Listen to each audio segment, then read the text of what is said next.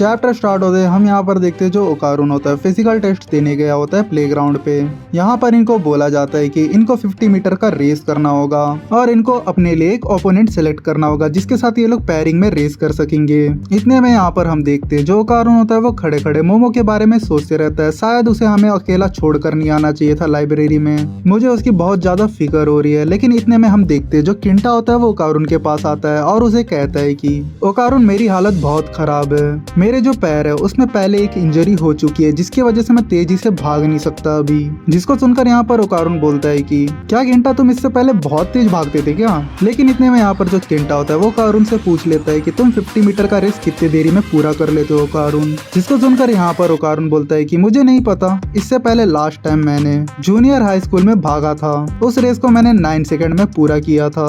ओकारुन की बात सुनकर यहाँ पर किंटा मन में खुश हो जाता है और सोचता है कि शायद मुझे ओकारुन को ही अपना ओपोनेंट बना लेना चाहिए क्योंकि मैं ओकारुन को इजीली हरा सकता हूँ। यही सोचते सोचते वो ओकारुन को अप्रोच करते रहता है रेस के लिए। तो यहाँ पर जो ओकारुन होता है वो किंटा की बात सुनकर कहता है ठीक है किंटा तुम मेरे साथ रेस कर सकती हो। लेकिन सडनली वहाँ पर एक लड़का आ जाता है और ओकारुन को अप्रोच करते रहता है और उसको बोलता है कि ओकारुन तुम मेरे साथ रेस करो। इतने में ओकारुन कुछ बोल नहीं वाला होता उस लड़के को, लेकिन वो लड़का ओकारुन की बात को बीच में ही काट के उसको बोलता है कि चलो ना ओकारुन रेस करते हैं, इसमें बहुत मजा आएगा। इतने में कुछ लड़कियां खड़ी होती है साइड में, वो इस रैंडम लड़के को चेयर करते रहते हैं। इतने में जो सर होता है अगला कंटेंटर को बुलाते रहता है रेस करने के लिए। ये बात सुनकर यहाँ पर लड़का जो होता है वो सर को बोलता है कि अगला कंटेंटर मैं और ओकारुन है सर, हम लोग आ रहे हैं, वेट करो सर हमारा। वो लड़के की यह बात सुनकर यहाँ पर ओकारुन बोलता है कि लेकिन मैं तो यहाँ पर किंटा के साथ रेस करने वाला था। लेकिन फिर भी वो लड़का जबरदस्ती ओकारुन को रेस के लिए लेके चला जाता है और वहाँ खड़े खड़े ओकारुन को देखकर बोलता है कि मैं 50 मीटर का रेस सिर्फ 6 सेकंड में पूरा कर सकता हूँ। जिसको सुनकर यहाँ पर ओकारुन बोलता है तो तुमने मुझे क्यों चुना, तुम कोई स्ट्रॉन्ग इंसान को चुन लेते मेरे जगह।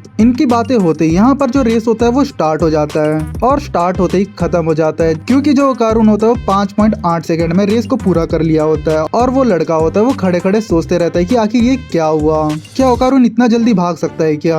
इतने में वहाँ पर खड़े हुए लड़के लोग भी सोचते रहते हैं कि क्या ओकारुन इतना फास्ट भागता है। और इतने में ये चीज यहाँ पर किंटा देखकर सोचता है कि अच्छा हुआ मैंने ओकारुन के साथ रेस नहीं की, वरना मेरा इज्जत का बाजीपाला हो जाता। ये चीज होने के बाद यहाँ पर जो ओकारुन होता है वो खुद शॉक हो गया होता है कि मैंने इतना जल्दी रेस कैसे पूरा कर दिया।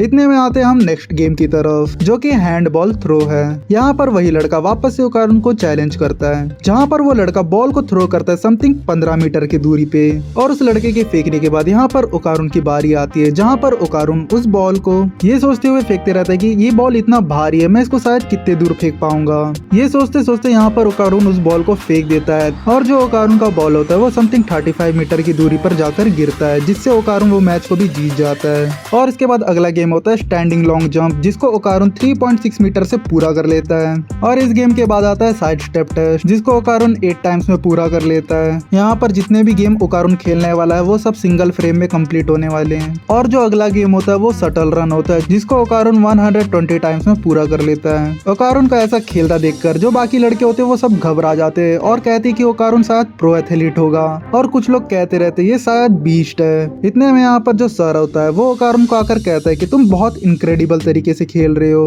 क्या तुम बता सकते हो तुम किस क्लब से बिलोंग करते हो। जिसको सुनकर यहाँ पर ओकारुन बोलता है कि मैं हिस्टोरिकल कल्चर रिसर्च क्लब से बिलोंग करता हूँ। क्लब का नाम सुनकर यहाँ पर सर बोलता है कि मैंने तो पहले कभी ये नाम नहीं सुना है। जिसको सुनकर यहाँ पर ओकारुन बोलता है कि ये न्यू क्लब बना है अभी। और इतने में वहाँ से सर जाते हुए कहता है कि ओकारुन को तुमको आकर बेसबॉल टीम को चेक करना चाहिए एक बार प्रैक्टिस के लिए। और इतने में यहाँ पर जो ओकारुन होता है वो सोचते रहता है कि मेरे पास तो टर्बो ग्रैनी की पावर्स नहीं है, लेकिन फिर भी मैं इतना एक्टिव कैसे हूँ और मेरे पास इतनी पावर कहाँ से आ गई है। एक्चुअली जितना मजदूरी यहाँ पर ओकारुन बाकी स्पिरिट और एलियन के पीछे किया उसके वजह से इसका जो पावर है वो भी बहुत बढ़ चुका है पहले से।